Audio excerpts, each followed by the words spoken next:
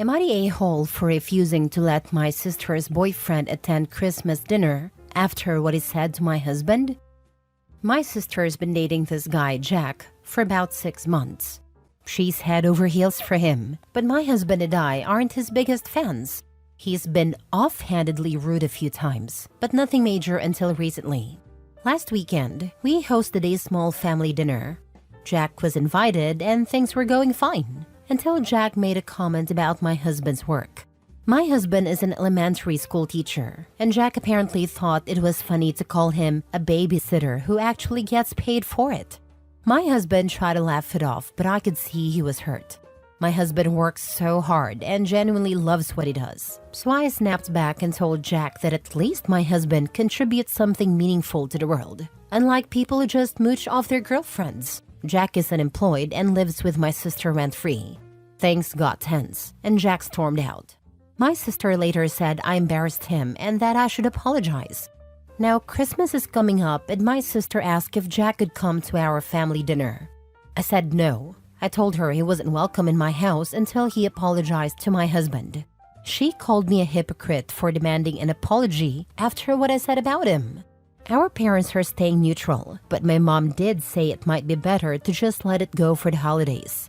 So, am I the a-hole? Edit. Just to clarify, my husband didn't say anything to provoke Jack, and this wasn't a one-off thing.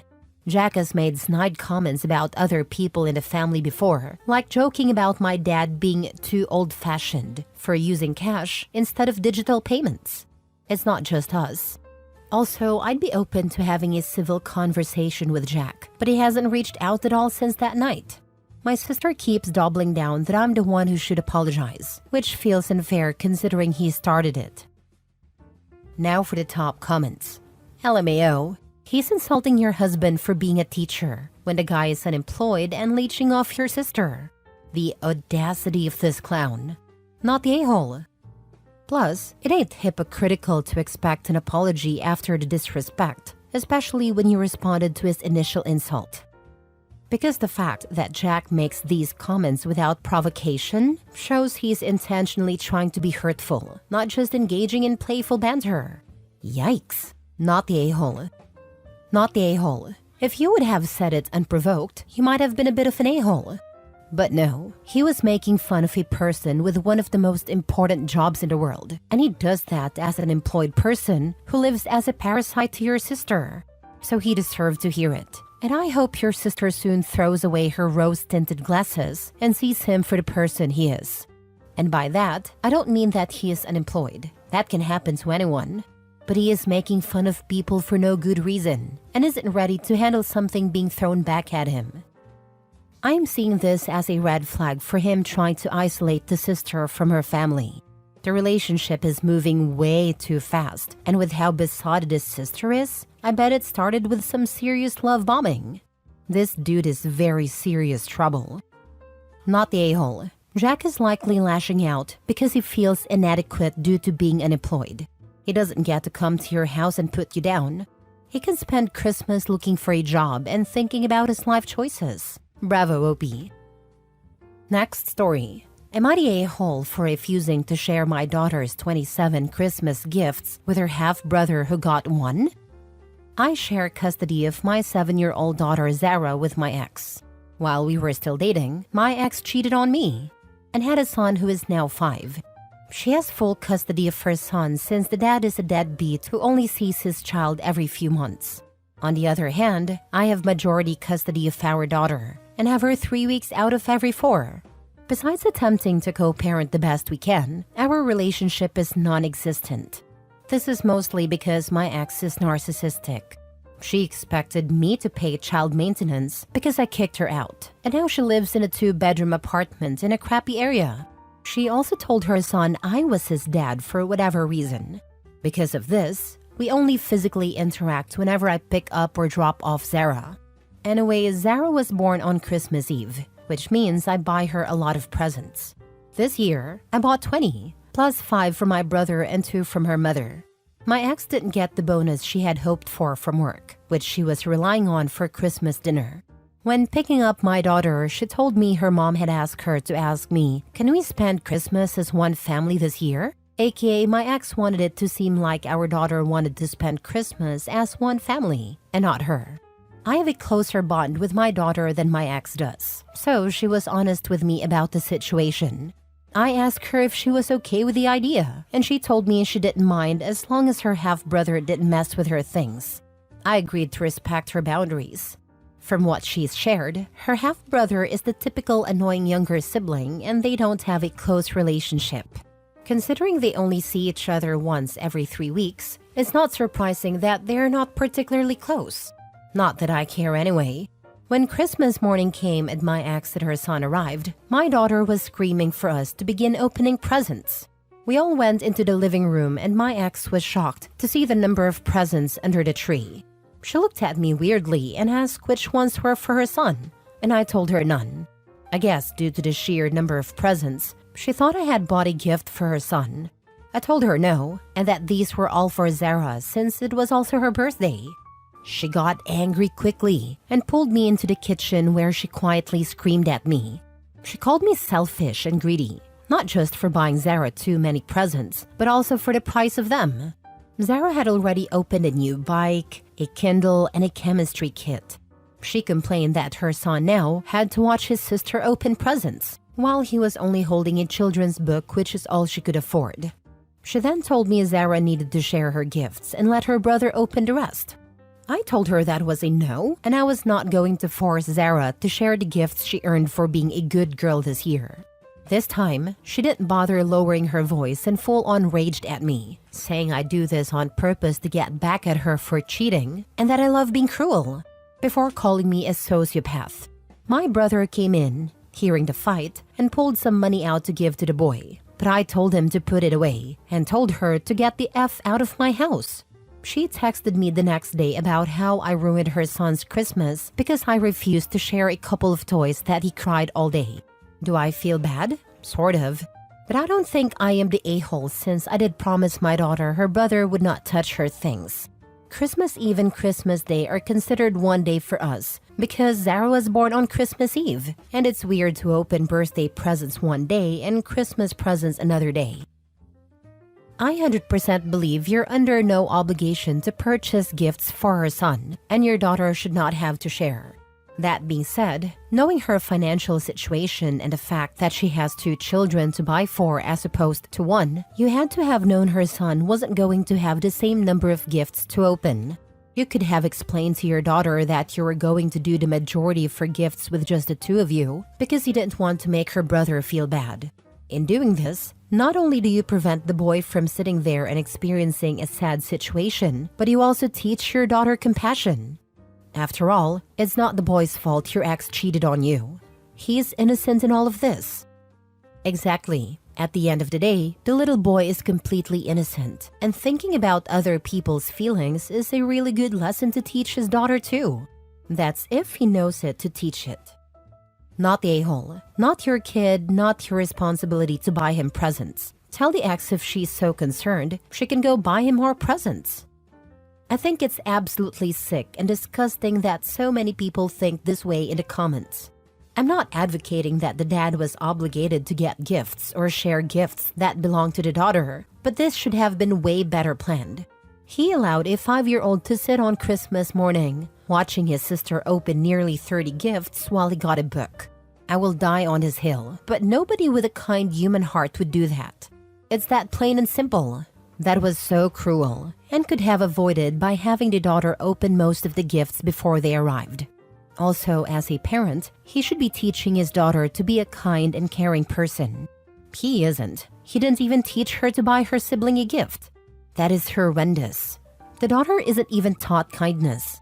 I think both parents failed this one massively. He could have had his daughter get her brother a Christmas gift and teach her compassion. Instead, he is teaching her that she doesn't have to give a crap about others, and not showing her what basic empathy looks like. She will grow up to be a bad person, just like both her a-hole parents. The world sucks. Next story. Am I the a-hole for refusing to let my brother-in-law move into our guest house after he screwed us over financially? My husband and I have a small guest house on our property that we rent out for extra income. A couple of years ago, my brother-in-law, his brother, approached us asking to borrow $10,000 to cover some debts. He was desperate, and we wanted to help, so we lent him the money with the agreement that he'd pay us back within a year. Fast forward 2 years, and he hasn't paid us a cent. He avoids the topic every time it's brought up, and even had the audacity to take a trip to Cancun recently. My husband and I had an argument about this because I'm angry he's not holding his brother accountable. Now, the tenant in the guest house recently moved out, and my brother-in-law suddenly wants to move in. He claims he's struggling financially and needs a place to stay for a few months. I flat out refused. I don't trust him to pay rent, and honestly, I'm still furious about the $10,000 he hasn't repaid. My husband thinks I'm being too harsh, saying it's family and we should help him out. But I feel like he's taken advantage of us enough already. I told my husband that if he wants his brother to move in, he can either pay us back the $10,000 first or sign an agreement with consequences for not paying rent. My husband says I'm being unreasonable and cold-hearted. Am I the a-hole for refusing to let him move in without clear terms? Edit. For context, the $10,000 wasn't something we had lying around. It came from our savings for a new car and home improvements. We didn't have kids at a time, but now we do, and finances are tighter. My husband keeps brushing it off, saying his brother will figure it out eventually, but I feel like we're just enabling him to keep taking advantage of us. I'm standing my ground, but now I'm wondering if I'm being too rigid about this. Kiss those $10K goodbye, and if you let that mooch move in, it won't be for a few months. You will have a lifelong non-paying tenant. Not the a-hole. Exactly. If he hasn't paid back the $10,000, there's no chance he'll stick to any agreement about rent. Letting him move in would just be asking for some stress and financial losses. Better to cut the losses now. If he couldn't repay $10,000, moving in will just prolong the issue. Telling him no now protects you both financially and emotionally. They say, burn me once, shame on you. Burn me twice, shame on me. I don't know why your husband doesn't take this seriously. $10,000 is nothing to sneeze at. Reading between the lines, your in-laws may have enabled a certain lack of accountability and continue to do so. There are a million stories on here about family members who are taken advantage of, and the rest of the family is like, oh, just let it go to keep the peace. I wouldn't let it go. I'd refuse to see or speak to the dirtbag brother-in-law ever again until the $10,000 was returned, and I certainly would not agree to be put into a position to be burned again. Exactly this, not the a-hole. $10,000 is a significant amount of money, and brushing it off for the sake of keeping the peace only enables bad behavior. It's not just about the money, it's about respect, boundaries, and accountability. If the brother-in-law gets away with this now, what's stopping him from doing it again? OP has every right to protect themselves from being taken advantage of further, especially if their husband isn't stepping up to address the situation. Boundaries are essential here, and standing firm is the only way to avoid being burned a second time. My wife, God bless her, only allowed me to make a similar type of mistake once. My brother needed help, and I loaned him $600. Not a lot, but at the time it was 1/3 of my entire savings.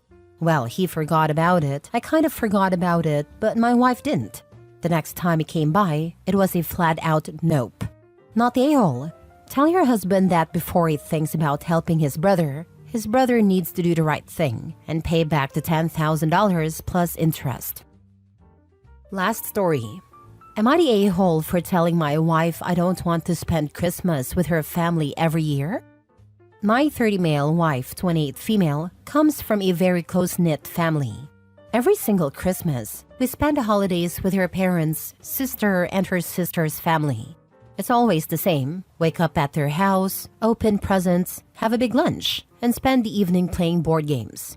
Don't get me wrong, I love her family, and the tradition is nice. But here's the issue. It is 6 years we've been married. We've never had a Christmas that's just us, or even one with my side of the family. My parents live across the country, and traveling to see them during the holidays is expensive, so we usually end up visiting them another time of year. This year, I suggested we do something different. I wanted to spend Christmas with just the two of us and our daughter 5 female at home, or even go to my parents for once.